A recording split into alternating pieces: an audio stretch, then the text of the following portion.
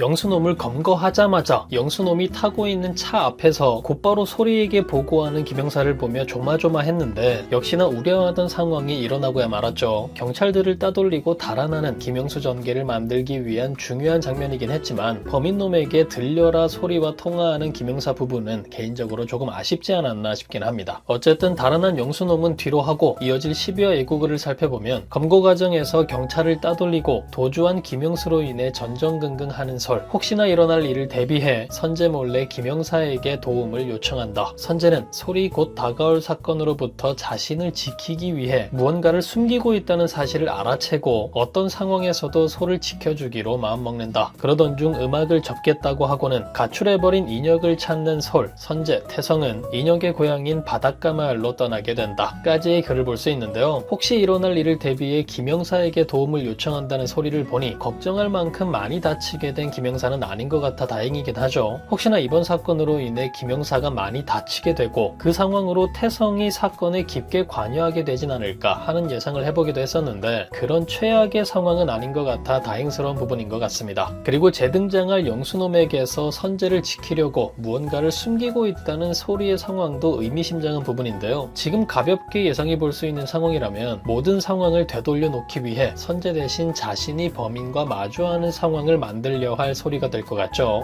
완벽히 되돌려 놓기 위해 처음과 같이 사고를 당해 다리를 다치는 상황을 기다리는 건지는 모르겠지만 이상한 소리라는 걸 눈치채고 어떤 상황에서도 소리를 지켜내줄 선재가 될 거라 예고하기도 하니 오히려 위험할 해당 상황이 많은 반전들을 만들어낼 흥미로운 장면들로 연출되지 않을까 싶어 오히려 기대가 되는 부분이기도 합니다. 그리고 또 하나 해당 부분과 관련된 인상 깊었던 부분이라면 이번 11화 마지막 장면에서 사고 후 영수놈의 몸 상태였는데요. 영수놈을 제외한 모든 경찰들이 정신을 잃을 만큼 위험한 사고였기 때문에 당연히 영수놈도 데미지를 피할 순 없었죠. 사고 상황으로 다리를 다친 건지 한쪽 다리를 절뚝이며 걸어나가는 영수놈의 마지막 모습을 볼 수 있었는데요. 이어지는 앵글들을 보니 절뚝이는 김영수의 모습에 포커스를 많이 가져가는 것 같아 보이기도 해서 왠지 이번 사고 사건으로 다리를 크게 다치게 된 영수놈의 상황 역시 이후 일어날 사건들을 바꿔놓게 될 중요한 떡밥 중 하나가 되지 않을까 싶은 생각이 들기도 합니다. 그도 그럴 것이 김영수에 의해 다리를 다쳤던 소리 상황이 있었기 때문에 이번 영수놈 다리를 다친 상황이 계속되는 불행을 안아야만 했던 가장 처음에 소리의 운명을 그대로 흡수해버린 게 아닐까 싶기도 하고 그게 아니라고 해도 과거의 영수놈과는 다른 전개가 이어지게 된 것이기 때문에 분명 좋은 결말로 이어질 부분은 아닐 것 같아 보이기도 한데요. 여러분들의 의견은 어떠신가요? 이후 갑자기 사라져버린 인혁을 찾기 위해 인혁의 고향을 찾은 솔과 선재 그리고 태성이까지 세 사람의 모습이 이어진다 예고되었는데요. 이미 재밌는 상황들이 줄지어 이어질 수밖에 없는 상황의 시작이라 가장 기대되는 부분 중 하나가 아닐까 싶기도 합니다. 이어진 예고 영상을 보면 예상과는 달리 너무 행복해 보이는 네 사람의 모습이 등장하기도 해서 선재와 태성의 티키타카 기싸움 장면들을 이제는 시청하지 못하는 건가 싶기도 하지만 더 흥미로운 순간들이 많이 담길 것 같아 보이기도 하니 여러 재밌는 장면들을 기다리며 함께 기대해보시면 좋을 것 같습니다. 이어질 12화 절뚝이며 달아난 영수놈의 상황 그리고 바다로 떠난 아이들의 상황까지 과연 이들에게는 또 어떤 일들이 펼쳐지게 될까요? 그럼 저는 다음 영상에서 뵙겠습니다.